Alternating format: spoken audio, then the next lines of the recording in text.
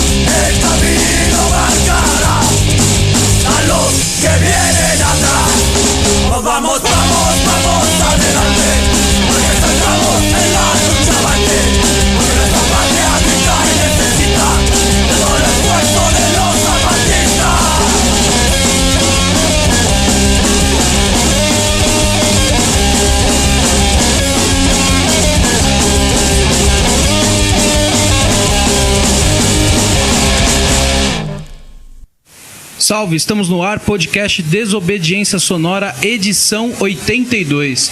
Nessa edição eu tenho o prazer aqui de anunciar a Caravana 43 Sudamérica de São Paulo. Gente, muito obrigado por terem vindo aqui hoje. Obrigada a vocês. Boa noite, obrigado. Valeu o convite. Bom, primeiramente, a gente gostaria que vocês fizessem um pouco do histórico do desaparecimento dos 43 e os desdobramentos disso em relação à revolta popular e toda a movimentação que se deu por lá.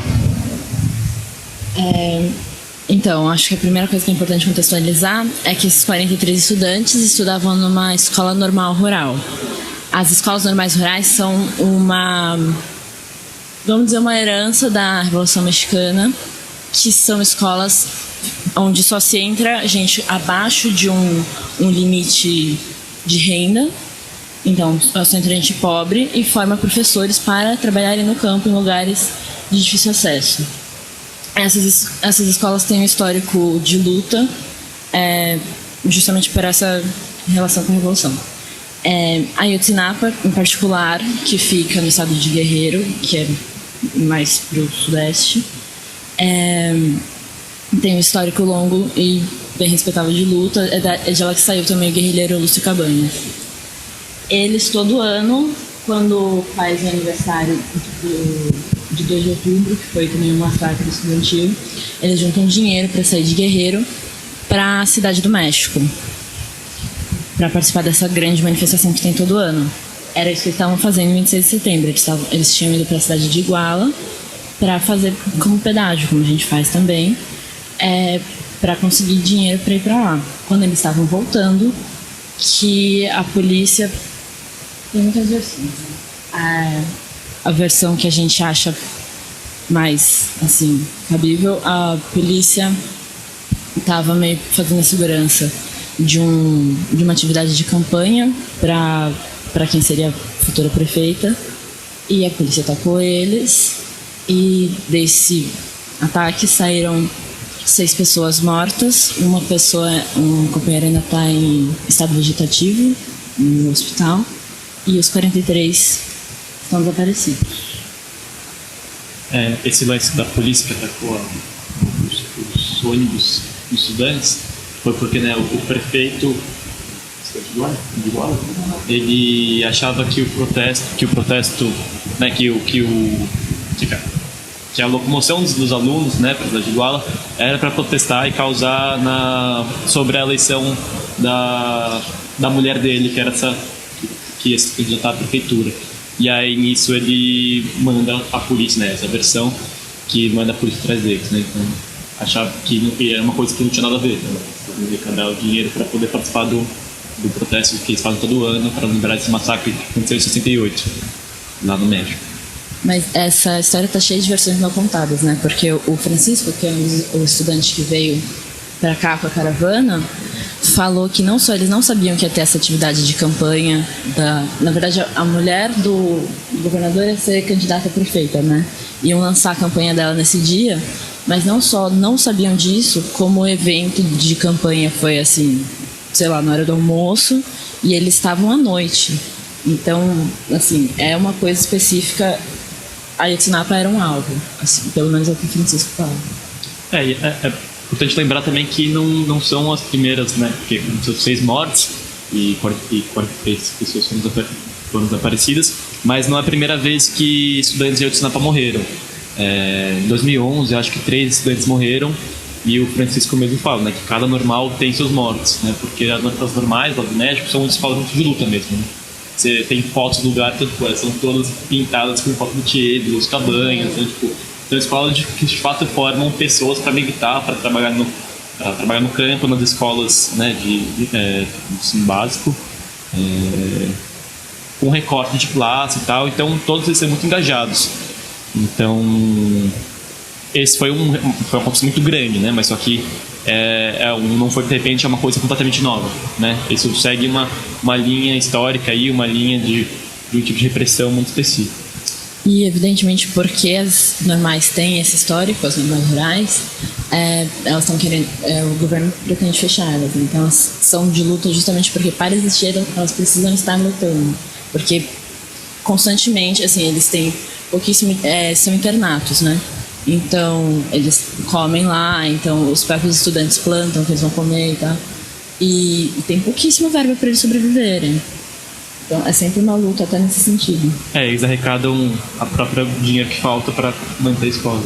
Mas do lance que você perguntou, né? Vocês perguntaram sobre os históricos, que aconteceu, como é que foi o dobramento. Depois que aconteceu, né, esse evento, aconteceu uma mobilização muito grande no México. A escola, né, se mobilizou inteira para resolver a questão, para pensar a questão, para estar pensando a questão, né, como resolver, como é que fazer justiça, como achar os estudantes, né, com vida. E desde então eles não têm mais aula, né? Eles pararam de lecionar e estão em campanha integral, em luta, tanto os estudantes quanto os pais. Tanto que os pais que vieram para cá, eles nunca, acho que eles vieram aqui para São Paulo, acho que eles voltaram uma vez ou duas vezes para a cidade deles, né? Para a cidade, para o pueblito deles. E eles estão dormindo lá e se mantendo lá. Mas aí acontece um monte de manifestação por todo o México. Até a ZTLN, né, os zapatistas, eles soltam uma carta pedindo para todas as pessoas, todos os aderentes da Sexta, todas as pessoas simpatizantes, as pessoas de esquerda, se mobilizarem nos meios possíveis para que a voz dos pais, dos alunos tenha eco, né, que seja fortalecida, para que se ache os estudantes com vida e que se faça justiça. E aí então acontece em vários estados muitos protestos. Na cidade do México acontecem protestos muito grandes. Tem vários vídeos também do Zócalo, que é a praça central ali, no Marco Zero, na frente da catedral da presidência ali, que tem a praça completamente tomada, com milhares e milhares de pessoas. E nisso começa a desenrolar essa luta para que seja justiça, né? O Peña Nieto, que é o presidente do México, ele demora a se pronunciar pra caramba, assim. Os estudantes, os pais estudantes atribuem a política de Estado, né? Sempre a política de Estado, incluindo a figura dele, como culpados nesse crime, né? Nesse atentado. E depois ele começa a pronunciar, mas só que as mobilizações ficam muito fortes e tenta-se, né, e por pressão popular tenta-se achar uma resposta sobre o que aconteceu. Então a Procuradoria-Geral da República, que faz a investigação criminal, começa a dar algumas versões sobre o que aconteceu, o que poderia ter sido acontecido, quais são as versões, e aparecem diversas versões bizarras, completamente bizarras. Um momento eles falam uma coisa, que tal pessoa é culpada, que aconteceu que um cartel que ligado ao governo, que ligado ao governador, que sequestrou eles. Outro momento falam que não, e eles vão mudando as versões, e até eles falarem que o caso está encerrado, porque eles acho que eles não sei arquivar o caso, mas só que eles falam assim, tem um momento que o Procurador-Geral da República fala que a verdade histórica do acontecimento de Ayotzinapa foi que os 43 estudantes estão mortos, foram sequestrados pela polícia, depois pelo cartel Guerreiros Unidos, que é ligado ao governador, e estão alguma vala no rio, e essa é a verdade histórica, e não tem como achar, e não dá para procurar eles. E os pais negam isso, né? Portanto, tem tantas versões distintas e não está resolvido, todas têm muitas pontas soltas. Não acharam os corpos também, se fosse para confirmar essa versão, e não é isso que eles acreditam. E também isso um pouco de justiça, né? Senão isso é muito justiça. Aí. Tem também uma questão que interessa ao governo federal que essa versão seja consagrada como o que aconteceu mesmo, porque tem uma disputa de partidos, o PRD e o PRI. O governo federal é o PRI e o pessoal de Ayotzinapa acredita que o PRI está envolvido, mas se eles jogam toda a responsabilidade para o PRD, o PRI se isenta de tudo que aconteceu. E nesse meio tempo eles vieram com várias versões que não faziam sentido, inclusive que eles tinham sido queimados num lugar que eles não poderiam ter sido queimados porque estava chovendo no dia. Acham também moçada que depois fazem perícia e tinha inclusive osso de frango no meio, umas coisas assim. Tem uma coisa também que é bem assustadora, assim, mas que explica bastante a situação no médico. Na procura sobre onde esses estudantes são mortos e onde estão enterrados, eles acham balas comuns, né? Balas de corpos e tal. E aí, assim, não, tá aqui, ó, essas balas são seus filhos. E como vai ver, não são seus filhos, são outras pessoas. Assim, não, então não importa, sabe? Mas aqui não são eles. Aí, de repente, acha uma bala coletiva gigantesca e com centenas de pessoas lá, centenas de pessoas. E assim, não, mas aí é outra questão e tal. E tanto que eles tentam encerrar umas análises, né? Sobre o encerramento da investigação, porque cada vez vai puxando um podre, você puxa todo o fio, né? Tá ali numa ponta, e até porque é uma ação política muito grande, né? a magnitude de desaparecer 43 estudantes, né? 43 pessoas. E então você vai pensando, dessa ponta do poço, você puxa toda uma corrente, né? Que eles falam que liga até o Penha Neto e liga ao Estado. Então tem a identificação que eles falam assim, foi o Estado que matou, não foi o prefeito, né? Não foi talvez o cartel. Isso, se forem eles são parte da política de Estado que é, bom, interpretada, né? Que acontece. Então, essa é uma parte da politização, né, também do discurso político que é muito forte, talvez insistente, né, de que acaba com a estrutura do Estado, como apontando aí como um grande terrorista, né, ou como um grande perpetuador desses terrores, né, e iniciador. Bom, mas ainda sobre a reação ao acontecido, os zapatistas, já pela morte do companheiro Galeano, já tinham chamado o festival, mas o Festival Mundial de Resistências e Rebeldias contra o Capitalismo, que aconteceu no fim na virada do ano, foi em grande parte voltado para levantar apoio para Ayotzinapa. Os pais estavam presentes o tempo todo, tinha uma comissão grande de pais, irmãos, familiares. E esse festival foi bem grande. Eu fui ver números, tinha 1.300 delegados de pueblos mexicanos, mas pessoas da Cesta Internacional, ou seja, pessoas de outros países que apoiavam a Sexta Declaração, que é a 2.900 pessoas estavam nesse festival. E todas essas pessoas depois saíram com esse objetivo comum, não só que já estava difundido no país inteiro, mas difundiram pelo menos 38 países, esse objetivo comum de encontrar os 43.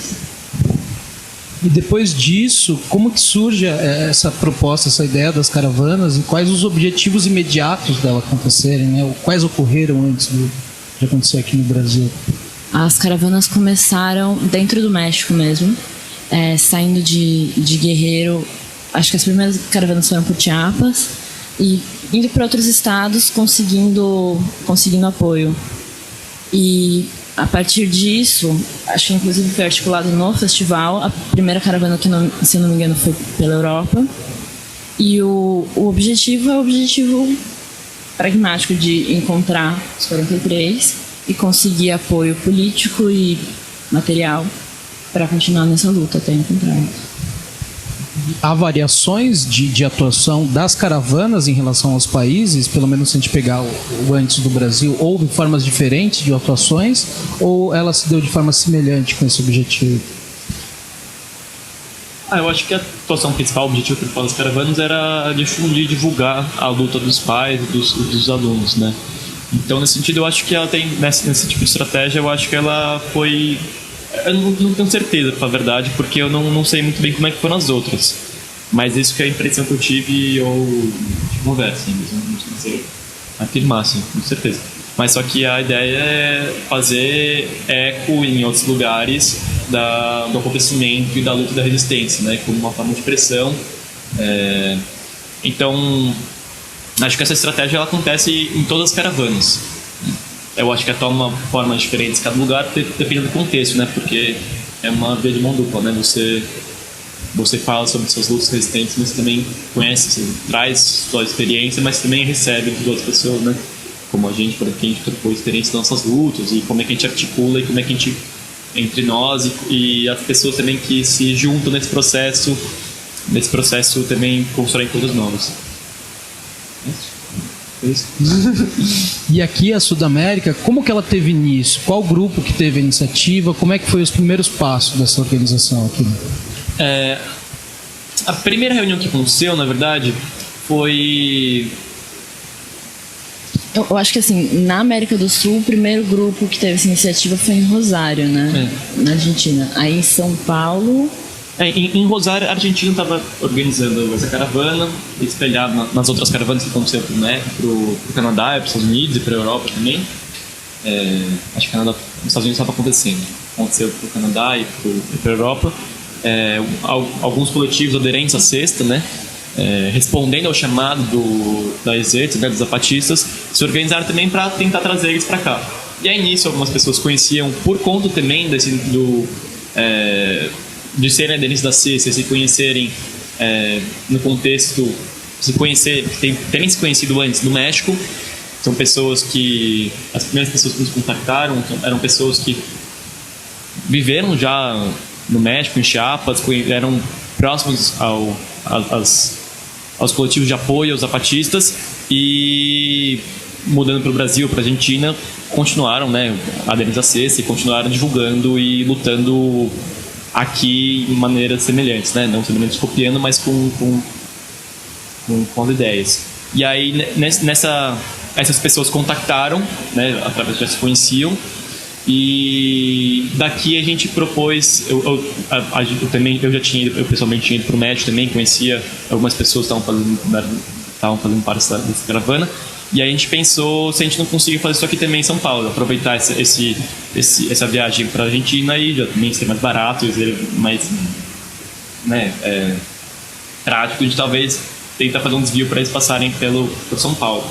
E aí a gente reuniu algumas pessoas que se conheciam já tinham essa experiência, esse contato lá, que se conheceram no México, e pensaram nos coletivos que têm ideais, princípios, formas de organização, de atuação parecidos, que pudessem ajudar nessa organização. Aí de lá que acho que a gente chamou os grupos, assim, né? São todos os coletivos são coletivos ou movimentos autônomos, com ideias, princípios e práticas parecidos, né, com a atuação que está na sexta declaração, né, de autonomia contra o Estado, assim, né, não havia paralelo ao Estado, não havia campanha do Estado. E de lá a gente começou a construir essa articulação e foi contratando pessoas, foi crescendo, foi fazendo isso. Mas acho que é legal só pontuar nesse sentido de que a cesta internacional cria de laços e que esses laços criam de organização. Então, a partir desses laços concretos de uma militância ou de talvez de conhecer, ir a conhecer o contexto e pensar coletivamente o que é a questão da zapatistas, o que a gente traz na prática de organização e como é que como é que a gente coloca em movimento essas ideias, né?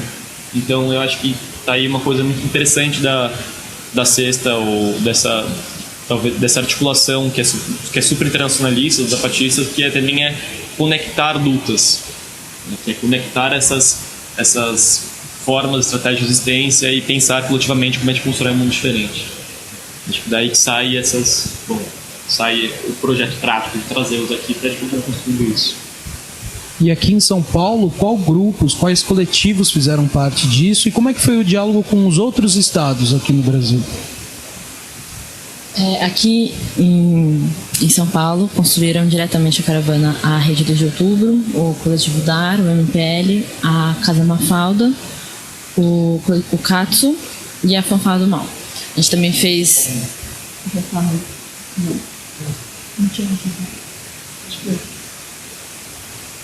Não. Também a Comissão Irupá. É que tem alguns coletivos que participaram tangencialmente. Irupá, as Mães de Maia construíram também. Fazem parte da organização. Então, teve alguns coletivos que participaram da construção, de fato, assim, foram mais esses. O diálogo com os outros estados. A partir do momento que a gente pensou em fazer aqui em São Paulo,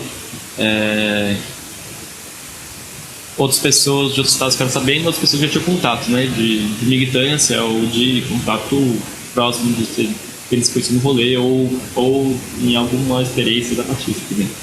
Ficaram sabendo e pensaram em levar essa ideia para os seus estados. Então, primeiro veio o Rio, e o Rio se articulou lá também, acho que com uma outra... acho que não só com movimentos aderentes à cesta, né? E Curitiba também, sabendo por esses mesmos dias de contatos, né? E articulou lá uma... Porto Alegre. Desculpa, Curitiba não, Porto Alegre. E cada um construiu a caravana lá, né? Cada um construiu esse espaço, esse condutinho nesse território. Bom, a gente vai fazer uma pequena pausa para rolar um som, daqui a pouco a gente volta. Valeu!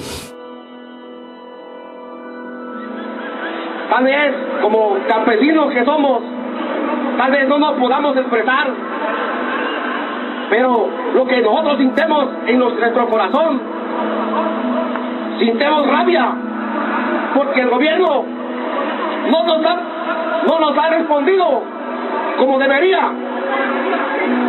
Nosotros los padres estamos dispuestos a dar la vida por nuestros hijos y no tenemos miedo. Mi hijo, Jorge Álvarez Nava, que donde quiera que esté, siempre fue un ejemplo para mí, mi hijo, un hombre sin vicios, y lo sigo esperando con toda la esperanza. Mi fe no ha muerto. Le exigimos al gobierno que nos dé respuesta lo más pronto que pueda, porque de lo contrario la sociedad civil va a explotar.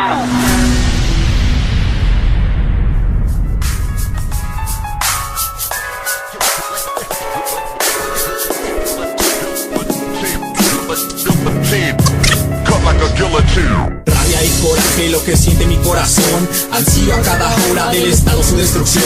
Panistas, priistas y perredistas son todos los culpables del ataque a los normalistas. Abarca, Aguirres, dan en la lista. Guerreros unidos, ya le seguimos la pista. Bala de acero, bala guerrillera. Ve contra los narcos, bala justiciera. No son uno, son 43. De vuelta a nuestros carnales, o este mundo arder. Violencia, se necesita más violencia, ya no más prudencia. Encapuchados con bombas, fuscas, vamos, con cohetes, bombas, fuscas, vamos, acciones concretas y directas. Eso quieren los familiares en nuestras protestas. No más medias tintas, no más moderados, que se vea en las acciones quiénes son los solidarios. A un lado, a un lado, a un lado reformistas. Adelante, adelante, libertarios anarquistas. Justicia y venganza, eso dicta mi corazón, eso dicta mi razón. 6 asesinados, decenas de heridos. Pueblo, ten memoria o los próximos tus hijos no. Vivos se los llevaron y vivos los queremos. Esas son nuestras exigencias, esos son nuestros deseos. Vivos se los llevaron y vivos los queremos. Esa es nuestra consigna y esos son nuestros deseos. Anarquía y solidaridad no es palabra escrita. Cada momento, cada segundo, cada instante que pasa sin perder el rumbo. Mujer encapuchada, encendiendo barricadas para reclamar la vida. Estado terrorista que tortura, asesina a indígenas, mujeres, padres de familia. Arrebatamos lo que con justa razón nos pertenece. Empeñados a vivir con dignidad, cueste lo que cueste. Si no existe justicia, jamás habrá paz. Si ofreces violencia, devolveremos más que palabras. Pasemos a la acción, es momento de la organización. Rebelión, ojo por ojo, diente por diente. Puños de acero si tú tocas a mi gente. Ojo por ojo, diente por diente. Es la vendetta de este pueblo digno y desobediente.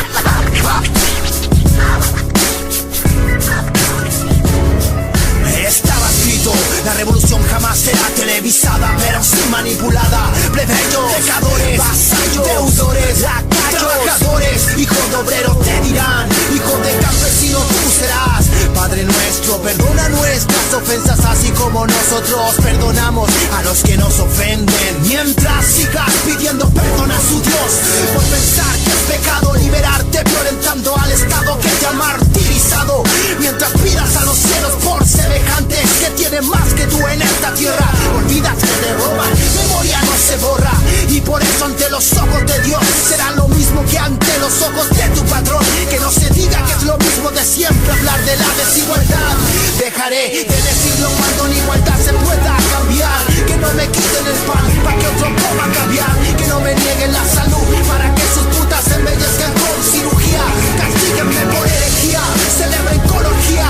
Mientras sigan limpiando la sucia imagen que les pertenece, con sangre de mi gente que perece. Como en África, Ucrania, Latinoamérica y Medio Oriente, la fuerza de los pueblos renace y prevalece. Porque somos el grito de guerra, la de aquellos que han quedado bajo tierra. Muerte, miseria, hambre, es lo que nos dejan esos putos cobardes. Que muera el parlamento y que mueran los gobiernos, que se metan por el culo sus reformas estructurales. Queremos una vida lejana de los vicios y el hambre. Millones de personas que marchan en las calles con la cara encapuchada, recordando que la lucha no ha sido derrotada. Compañeros en Oaxaca, Atenco, Chiapas, Ameyalco, ayer Aguas Blancas, ahora Ayotzinapa. Terrorismo de estado de la mano con el narco, desaparecen y desollan a estudiantes de las escuelas normales. Y en la tele te dicen que los anarcos somos anormales, violentos, criminales, justificando su maltrato y la estancia en los penales. A la mierda, a la cárcel, queremos a todos en las calles, ojo por ojo y diente por diente. Secuestremos a los hijos del puto presidente, que sientan el dolor de nuestra gente. Matemos y quememos a esa mierda del Aguirre, gobernante de Guerrero, maldito genocida. Al igual que Peña Nieto, son la misma porquería. Ya se acerca su día, los tenemos en la mira, ya lo dijo mi carnal. Las piedras y los palos ya no son suficientes, necesitamos de unos jueces para ser desde el frente. Yo, ajá, porque la rabia y el coraje ya se siente. A la mierda las iglesias, el Estado y su ley, que las guerras políticas las pelee el rey. Anarquía, rebeldías, pan de México y Chile. El mundo se prepara para matar tu fe. Manifestación del odio ante la mierda establecida. Hace fluir mi animalidad en su forma violenta. No hay mejor respuesta. Burla la seguridad, detona, roba, utiliza la creatividad. Somos la negación del todo, de constructores del mundo. La peste que se expande en tu territorio, lo nocturno. El zumbido que desestabiliza tu tranquilidad. Está la rabia de los pobres, llamamos anarquía. Sea el lugar que sea, el enemigo es el mismo. La respuesta detona desde los suburbios oprimidos. Sea Chile, España, el Ecuador, México mismo. Que ardan en el fuego las banderas y sus ritmos. Que la venganza pide sangre. Que caiga el burgués, con él el capital, su asqueroso poder. Con él el capital y su asqueroso poder. Escucha. Venga la anarquía, la sangre de los pobres en las manos de los narcopolicías. Mujeres asesinadas en todo México, normalizadas de guerreros perdidos en la noche fría. El poder es el enemigo, miseria capital, ignorancia una encrucijada que nos mantiene cautivos. El llanto por los desaparecidos es el canto de mi pueblo cercenado. El sueño de un indígena asesinado. Coraje compañeros, muerte al Estado. La venganza de mi pueblo herido ha llegado. La libertad está en la mente. La rebeldía es la vida, la sumisión la muerte. La libertad está en la mente, la rebeldía es la vida, la sumisión es la maldita muerte. La maldita muerte.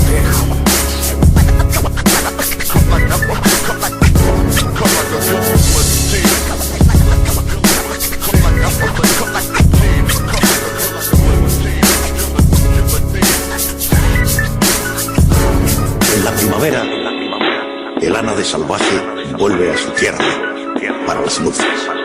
Nada ni nadie podrá detener. Si le cortan las alas, gana. Si le cortan las patas, se impulsará con el pico, como un remo en la corriente.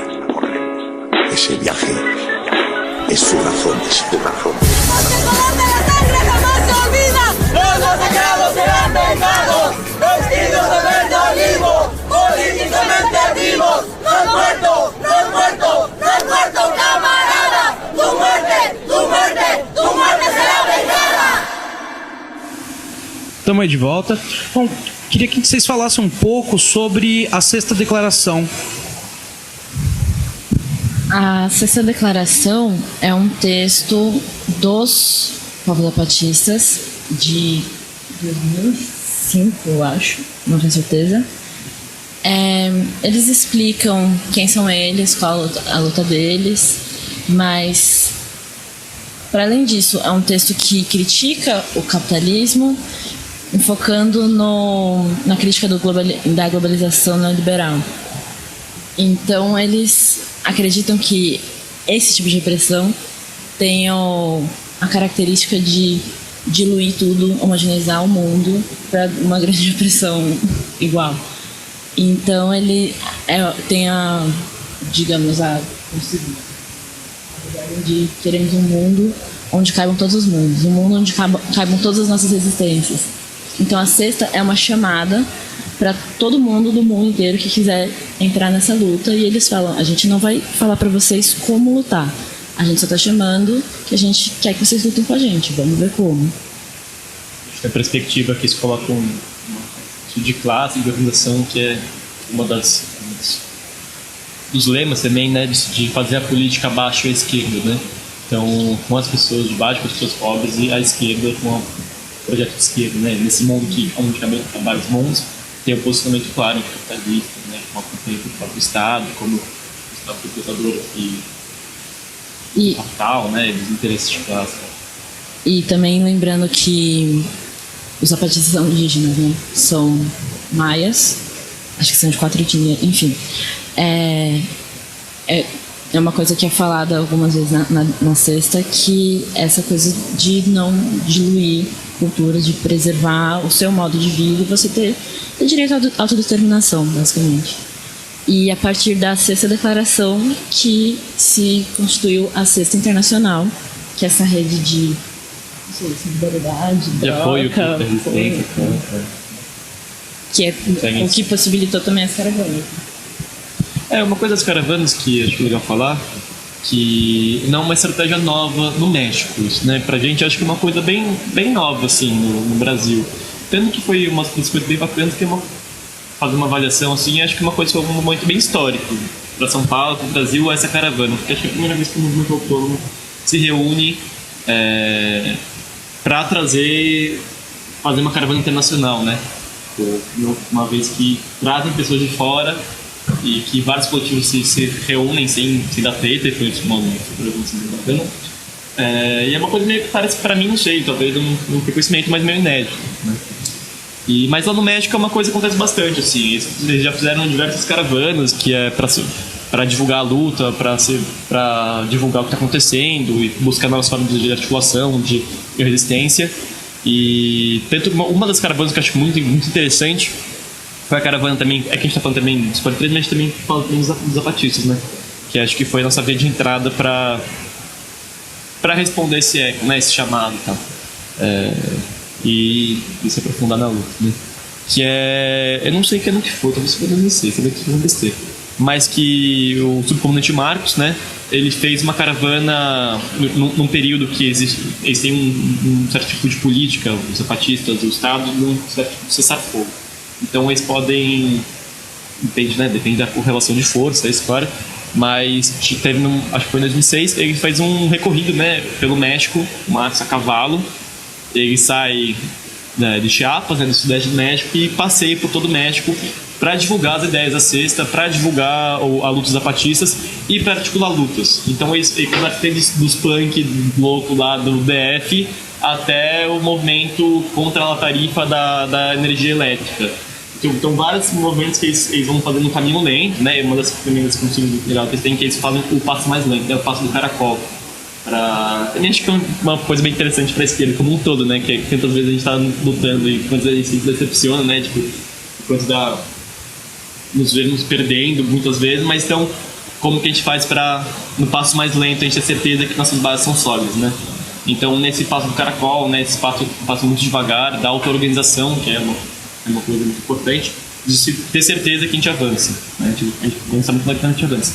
Então, nesse caminhar mesmo, a pé, no cavalo, ele vai juntando com vários coletivos e vai conhecendo a luta, vai falando da sua luta também, da luta dos zapatistas, que como porta-voz. Mas o que é interessante é que ele liga vários coletivos que às vezes, por exemplo, eu não sei que estado que é, mas está na costa do leste do México, que tinha uns 3 coletivos que lutavam contra a tarifa de energia, e em cidades perto, assim, né? Mas eles não se conheciam. E aí, nesse recorrido, ele conhece ele e fala assim: putz, tem uma galera lutando também, tá ligado? Faz a articulação, né? A gente luta junto. E aí, isso vai unificando a luta, né? Unificando e trazendo mais força, mais repertório. E eu acho que isso que é interessante do que faz um sentido da caravana ter vindo pra cá, né? Da divulgar, unificar e se solidarizar. Acho que é uma das coisas importantes. E para viabilizar a caravana aqui, teve que rolar um lance de arrecadação de grana, né? E eu queria que vocês falassem um pouco sobre essas arrecadações e também sobre essas atividades preparatórias que tiveram antes da galera chegar aqui. A arrecadação, essa tem uma coisa também que foi meio foi interessante a experiência por um momento autônomo, assim, porque a gente sempre é muito duro, né? Tipo, a gente tem grana, assim, e tal. Mas foi uma coisa pra ver que a gente conseguir um certo tipo de capital ali pra fazer isso rolar. Foi basicamente por doação.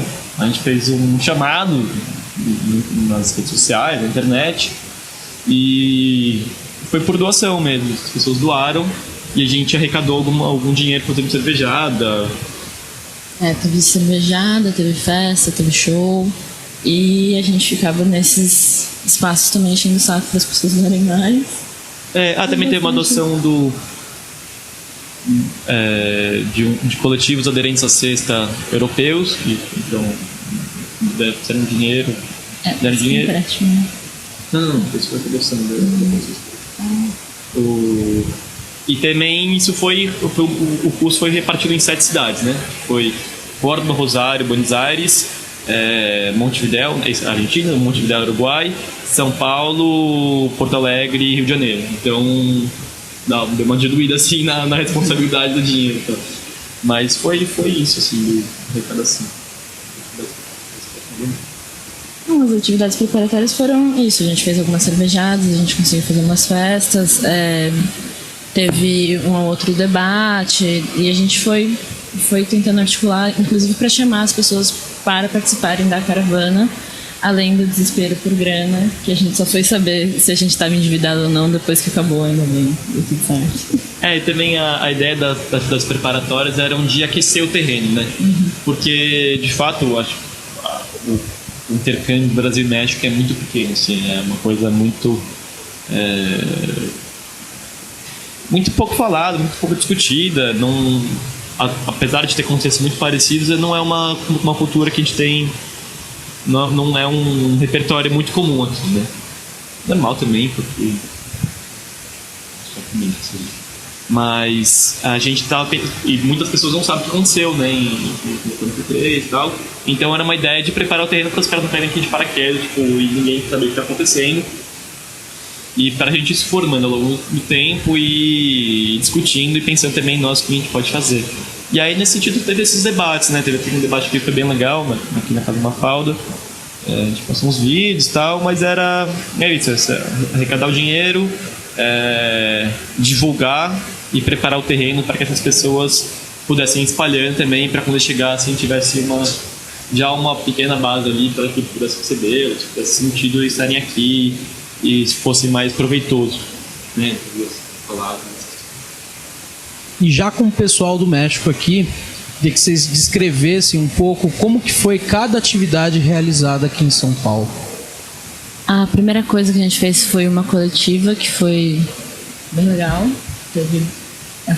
Foi muitos jornalistas, eles estavam bem antenados já sobre o que estava acontecendo, fizeram perguntas legais. E foi no Espaço Kiwi, aqui no centro. Depois, nesse mesmo dia, no primeiro dia, a gente fez o evento com as Mães de Maio, que foi também no centro. E esse evento foi importante.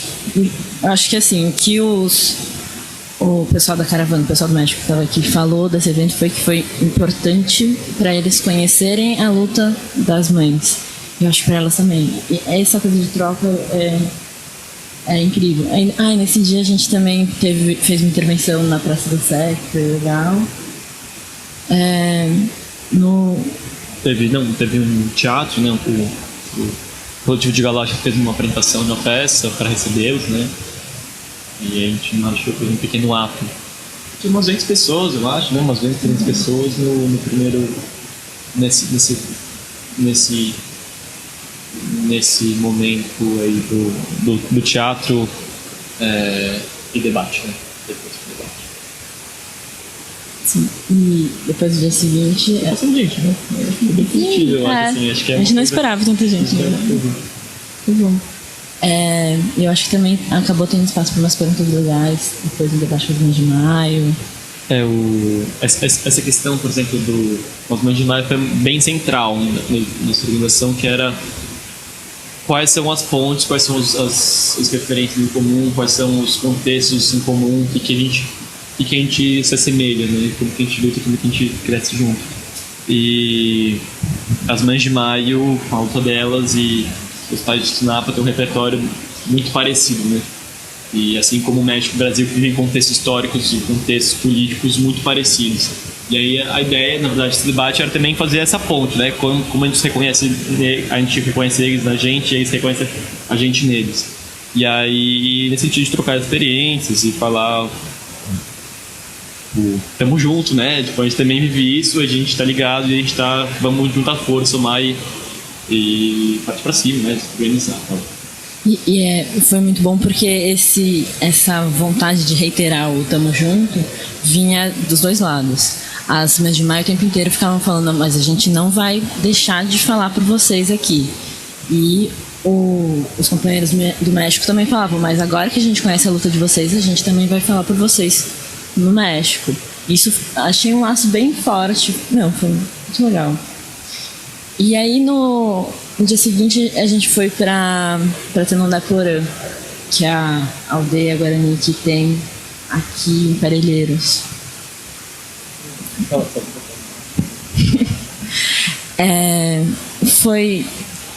Acho que foi a atividade mais bonita. Eles deram espaço assim para os familiares falarem bastante, mas eles também escutaram bastante coisa, e escutaram principalmente solidariedade, assim, várias pessoas chegando e falando, quando eu soube da história de vocês, pensei isso, enfim, foi uma coisa bem bonita. E os Guarani fizeram camisetas para eles também, escrito "Vivos os levaram, vivos os queremos" em Guarani e em espanhol. Não estão sós, em Guarani e em espanhol. E também fizeram... teve um momento assim de conversa bonito, a gente comeu junto, os Guarani quiseram fazer uma refeição assim, compartilhar o que eles tinham. Foi um momento que deu pra trocar bastante coisa.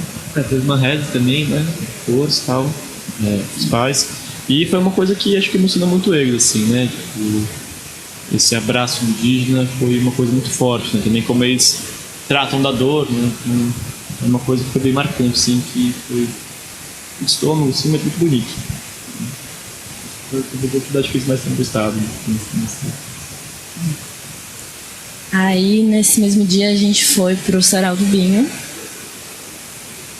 que ele foi um sarau, assim, meio especial, porque eles tinham chamado gente de vários lugares que não falam sempre, que são distantes e tal. O pessoal preparou algumas coisas especiais para eles, mas no começo deram espaço para eles falarem e tal. Foi uma coisa muito da hora, assim. Falou gente um monte de quebrado, diferente, um monte de sarau de vários lugares, assim, que decidiram fazer um sarau especial para recebê-los especificamente. E foi muito bonito, como sempre é, assim, né? O espaço que eles têm é muito bacana. Eles falaram e depois rolou algumas influências culturais. Uma coisa também do dinheiro foi que uma bela quantidade de dinheiro foi arrecadado também pelos sarais, né? Pelo Sarau do Bem especificamente, que somaram uma força. Nossa. Foi muito da hora. Assim. Além de muita doação no Sarau do Binho, venderam livro, camiseta, adesivo e tal. Nossa, isso deu gente que doou livro, gente que doou comida também pra vender, porque o dinheiro ser repetido e tal. Foi a partir dessa solidariedade, né? E depois teve o Moinho. O Moinho teve uma reunião fechada dos movimentos sociais autônomos, né? Que a gente pensou nesse momento. A gente pensou em 3 momentos, né, para a caravana, né? O momento da divulgação, que foi esse de divulgação mais ampla, com as mídias tradicionais, né? Que foi o primeiro dia, foi a imprensa e o debate, pensando nessas pontes, Brasil-México. O momento da troca de experiência do que a gente tem aqui também, com os guaranis, né? E o que a gente pode mostrar na nossa luta. E o outro momento era de articulação, né? De tentar os nossos passos. Então foi esse momento na favela do Moinho, que na favela do Moinho. Mas aí uma crítica muito autônoma também, que a gente planeja evento às vezes muito mal também. Deu problema com o som e escureceu mais rápido que a gente achava que ia escurecer. E aí a gente não tiramos encaminhamentos, mas foi bem legal ver o movimento autônomo presente, assim. E também uma crítica boa, nossa, né? crítica nossa, assim, da organização mesmo, mas que também falamos na reunião de balanço foi que no fim das contas deu errado porque deu muito certo, porque a gente não tinha som, porque a gente não imaginou que ia tanta gente. Então é uma cagada, mas por um motivo positivo. E aí também no tempo livre que eles tinham, eles estavam dando muita entrevista.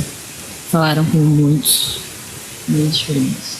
Também tinha a mídia conta, né? Fazer a CMI, com as palavras, ou nas mídias parceiras, pelas surtas, bem bacana, que tinha um espaço reservado mais interessante, né? Mais notícias, mais de folha. Em relação a essa repercussão midiática, que balanço vocês fazem? Acho que no contexto geral mesmo.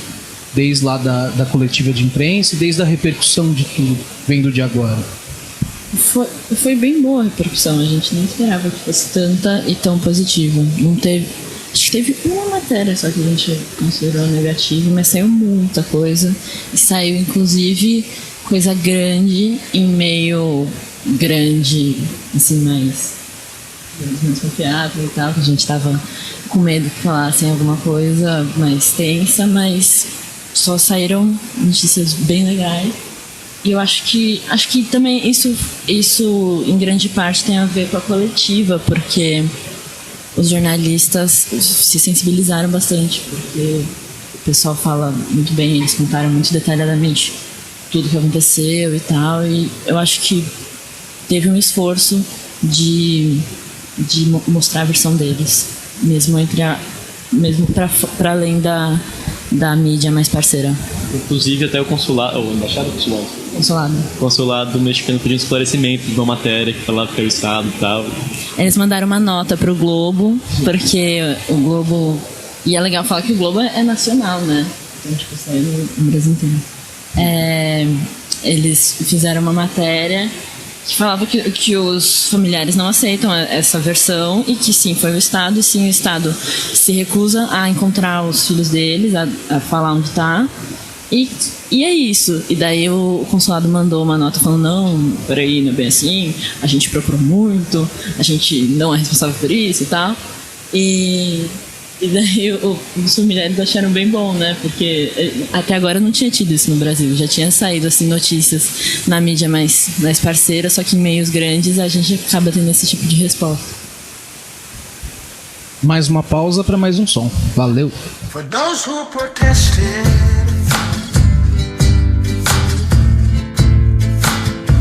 for those they arrested,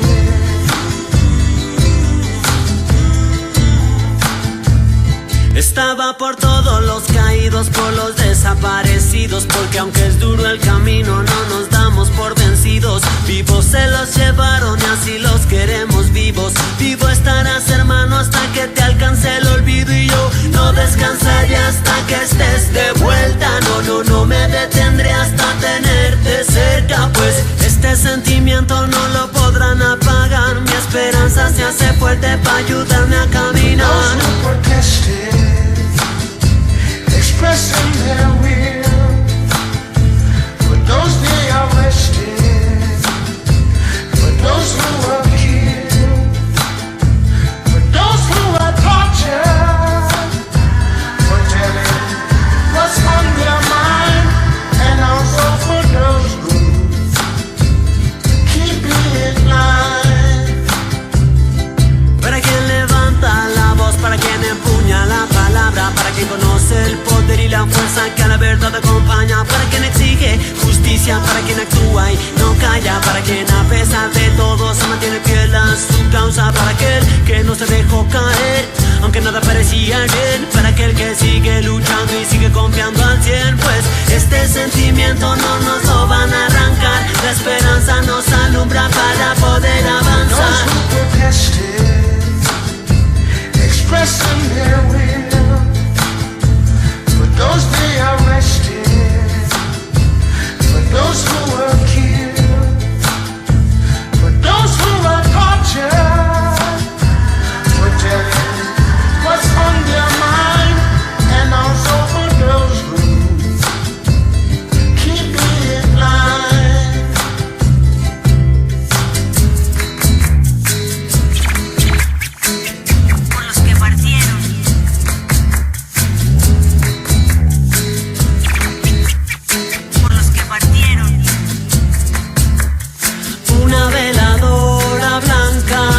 para que su luz te cuide en donde estés. Una veladora blanca para que su luz te alumbre.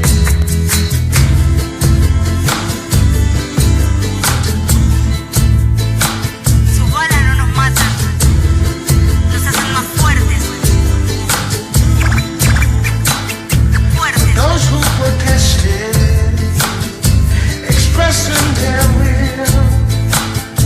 For those they arrested, for those who were killed, for those who were tortured, for telling what's on their mind, and also for those who keep being blind. Sus balas no nos matan, nos hacen más fuertes, porque el amor sigue estando aunque el cuerpo no esté presente. Somos soñadores con la voz en alto, somos creadores con esperanza, por la justicia con la fuerza del corazón, sin la malicia. Aunque destruyan, nosotros construimos, con la sabiduría de nuestra fortaleza, con la ilusión de un mundo mejor, por los que partieron, por los que vendrán, con amor, igualdad, justicia. Estamos aí de volta. Bom, queria que vocês falassem um pouco da relação do pessoal lá em relação a boicotar as próprias eleições, a relação com partidos, com o meio político, enfim. Se vocês pudessem falar um pouco. Rolou uma campanha muito da hora, assim, lá em Tixla, que é a cidade onde está a escola de Ayotzinapa, que era de boicote às eleições, né?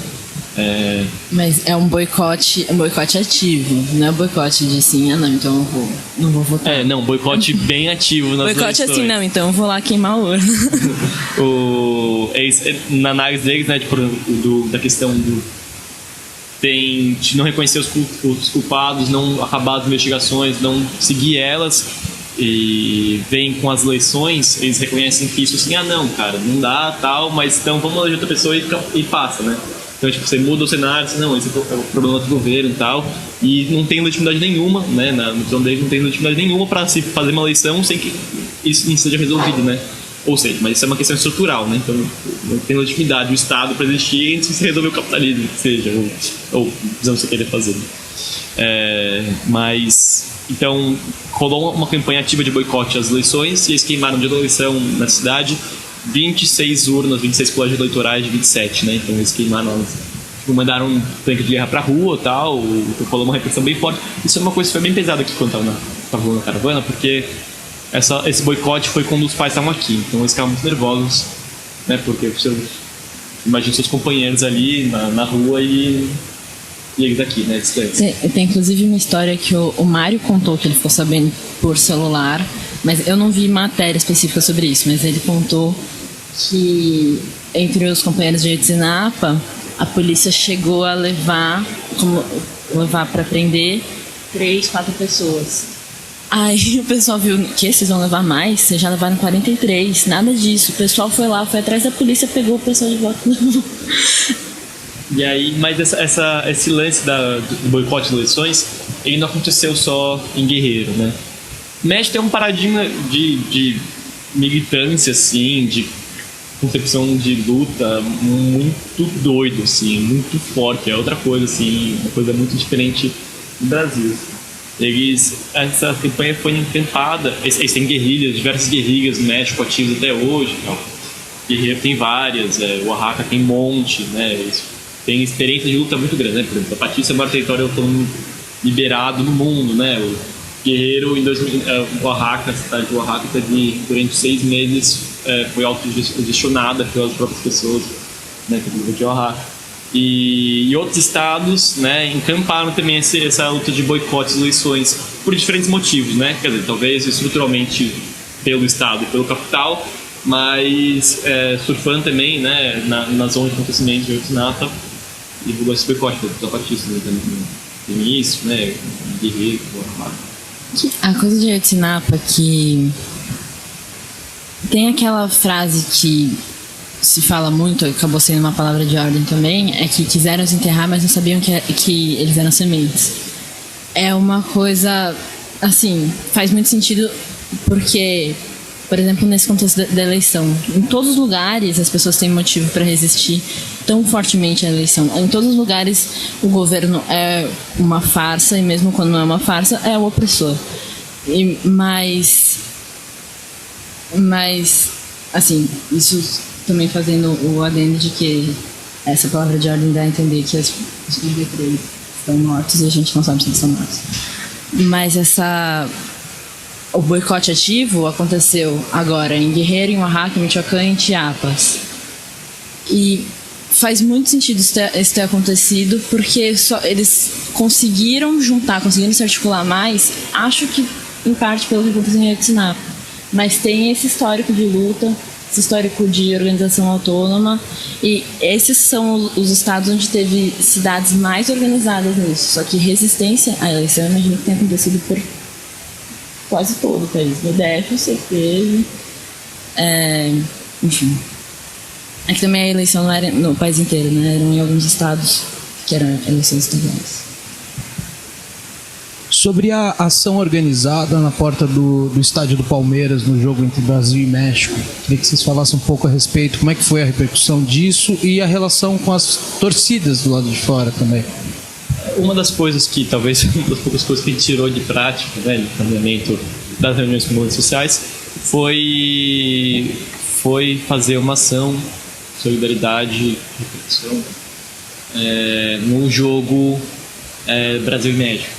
É legal lembrar que o jogo do Brasil e México foi marcado no dia das eleições, né? Então, uma estratégia, né, muito clara do governo, então, tipo, também, como o Copa do Mundo fez, de você esvaziar o momento de luta, né, o momento de reflexão, pode ser de boicote ou de contra-campanha do voto, e você encarar, você vai lá, vota, mas é uma coisa corriqueira, mas você vai assistir o jogo, que o grande acontecimento do dia é você assistir o jogo do Brasil e do México, por mais que o Brasil esteja definhando.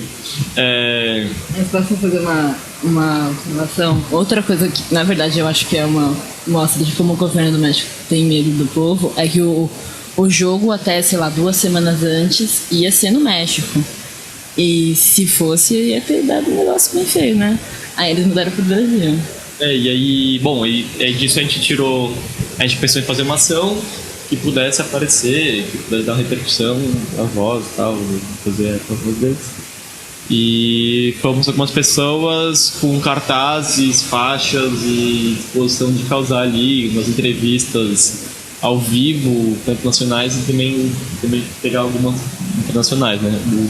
Especialmente no México foi mais difícil porque eles pediam a gente mudar uma câmera e tal, assim, fora. A gente até conseguiu cantar umas palavras de ordem e tal. Até uma vez também a gente recebeu uns sinalizadores e um pessoal o próprio mexicanos cantaram as consignas e tal. Mas acho que foi bem positivo, assim, saiu em alguns lugares. A gente encheu o saco da imprensa, esse cara... A Televisa saiu correndo da gente muito tempo. Esse cara fugindo, teve um princípio de BO, né, com uma torcida organizada, assim, mas só que... sei lá, tipo, porque a gente tava de preto também, né, então tava todo mundo de preto. E foi lá no Palmeiras. Teve esse agravante aí, mas também saiu, né, alguém fechou um ônibus também, da seleção. Fechou 43. Então acho que é uma informação legal, assim, interessante, e pessoalmente, os pais também acharam da hora, que é coisa que isso fica, né, que espaço para o que fica, o que está sendo construído, o que ajuda para o novo rodeio, o que está construindo de novo. Assim, esse dia também foi legal porque a gente ainda estava bastante em contato com os pais, eles estavam em Porto Alegre, e tinha uma companheira da caravana que estava com eles, mandando mensagem o tempo inteiro. E além de ser eleição, era o aniversário do filho, um dos filhos desaparecidos. E daí, quando a gente ficou mandando fotos e tal, a nossa companheira que estava com eles falou que foi legal para eles, porque eles sentiram que realmente é uma coisa compartilhada, né? A gente fez cartazes falando do aniversário dele e tal, e enfim, a mãe dele sentiu que isso foi um apoio a mais. E qual o balanço final da caravana? Há encaminhamentos? Como é que vocês analisam todo esse processo? A gente não quer perder, porque a construção da caravana foi um espaço muito legal e a gente conseguiu fazer coisas, como o Fred falou, que acho que há algum tempo, pelo menos, não rolavam nesse nível. Então a gente, e assim, até no sentido de articular coletivos que não costumam se articular sempre. E a gente quer aproveitar esse espaço para fazer outras coisas, mas o que a gente ainda... Eu acho que o pessoal falou assim um pouco, não sei o que ele falou, mas essa da organização e da construção de diversos coletivos, de diversas pessoas que se juntam e constroem a prática, né? Não só falando as ideias. E aí, disso eu acho que sim, pensar o que a gente também pode fazer, tá fazendo para fortalecer a luta desde lá, acho que é fortalecer a nossa luta daqui, né? Então, acho que cada um estamos juntos, né? Reconhecer no outro também nós mesmos, e pensar uma luta internacionalista, mas é nosso trabalho aqui, cotidiano, militância e construindo outras formas de organização e outras formas de fazer política. E eu acho que dessa nova articulação que surgiu dos coletivos daqui, eu acho que dá para pensar novas formas, novas potências, novas atividades que a gente pode pensar. Esse lance dessa estratégia de caravana, que é uma coisa que acho que foi interessante. Pensar o movimento autônomo também. Pensar o que quer dizer, questões também, não é... Nesses balanços, quais são as questões suscitadas além do apoio a eles, né? As questões de justiça popular, como é que se constrói a justiça a partir de baixo, né? Porque a gente não está esperando uma resposta da Procuradoria-Geral da República. Né? Isso não se faz justiça, né? Isso não é isso que vai reparar ou que vai transformar. Como é que a gente busca essas novas formas de justiça que não é uma resposta dada, né? E o que quer dizer também sair do México da justiça, e o que é sair do Brasil ou sair dos nossos coletivos, do espaço individual e politizar eles, expandir eles para fazer justiça e construir isso, né? Abaixo à esquerda.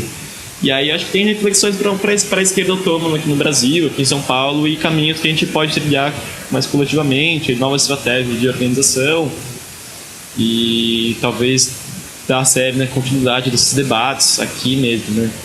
Porque foi um ato de solidariedade a eles, mas também agora que a gente também tem que pensar, eu acho que o jeito que a gente constrói esse do saldo é usar isso para nos fortalecer virtualmente, né? Então, vai inserir na prática depois de formação e tal,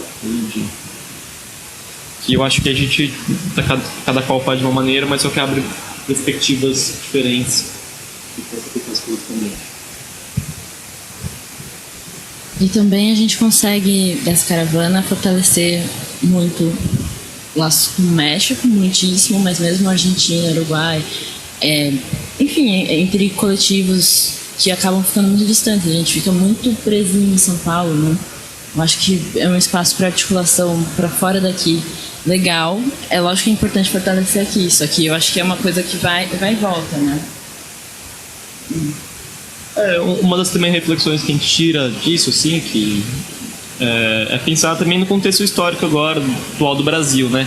Por exemplo, pensar esse momento de polarização entre os coxinhas e os governistas, né? Então, tipo, marcha na Paulista, e aí vai uma porrada de gente verde e amarelo, e aí então marcha dos petistas, e aí vai um monte de gente, e assim atrás e tal. E qual a alternativa a esse debate que pode passar pela uma resposta mais à esquerda do que o governo, mais à esquerda do que o PT, mais à esquerda que o Haddad, né? Que parece ser levado como a grande inspiração da esquerda, falacioso. E eu acho que talvez pode servir para a gente pensar nessa articulação, o que a gente constrói como esquerda autônoma que tem um discurso diferente, mais à esquerda desses discursos que estão rolando aí, né? Então, e contrapor as opiniões desse momento que rola hoje em dia, que é apoiando o PT, que pelo menos é o mal pior, né? Sempre focado, esperando, não, tem que fortalecer agora, porque é o melhor que tem agora, imagina, sempre focado com esse discurso, né, manipulado para focar em 2 anos, depois 2 anos de novo, depois tem mais 2 anos, então você sempre tem que focar nas eleições, e você nunca faz um trabalho que desconstrua também, né, esse tipo de política e pense aí mais criticamente. Eu acho que essa articulação está fora dessa agenda de Estado, né? Está fora dessa agenda dessa esquerda convencional, institucional e completamente, que está de mão dada completamente com as empresas, tá? Com o interesse de capital. E acho que pode servir para a gente pensar isso, né? Desse saldo, o que nós, como movimento autônomo, podemos construir coletivamente, né? Que é o discurso que a gente oferece, o que a gente constrói. E esse lance da solidariedade como forma de organização também, né? Você se compadecer do outro, não compadecer do outro. Pena não, mas você sentir a dor do outro e transformar em sua e transformar ela em pensar criticamente ela para que não aconteça de novo. Também temos nossos desaparecidos aqui, eles também temos aí de lá, e são todos o mesmo, né? Então, uma coisa da caravana da América Latina foi legal que eles falaram que eles fizeram pelos Estados Unidos, pela Canadá, pela Europa, mas só é diferente viajar pela América Latina. Pode ter uma identidade cultural muito mais forte, né? Uma matriz mais comum e tal, uma função social periférica muito mais identificável. E esses laços de solidariedade que também a gente constrói com a Argentina e Uruguai e organização, pensando como a gente ajuda derrubar o sistema. O coletivo Desobediência Sonora agradece a participação de vocês aqui, mas antes queria deixar o microfone para vocês falarem o que quiserem. Muito obrigado por terem vindo aqui nessa noite na Casa Mafalda. Bom, primeiro agradecer, né? Da hora estar aqui com o mundo. E acho que, sei lá, trocar ideia, trocar militância, trocar esses papos e construir alguma coisa, né? Mas acho que o que fica dessa caravana que fica pra gente é também como que a gente se fortalece aqui, como é que a gente constrói esse novo mundo que a gente quer, né? Fazendo esses contatos, tá? Então isso aqui eu acho que é um exemplo disso, né? Como que a gente se encontra, se olha e difunde, divulga e convida as pessoas para o debate, convida as pessoas para se organizar. É muito da hora, né? Não sei se nem outras perguntas, pessoas querem falar também, né? Caso uma Mafalda participou da organização aqui, quiser dar uma palavrinha.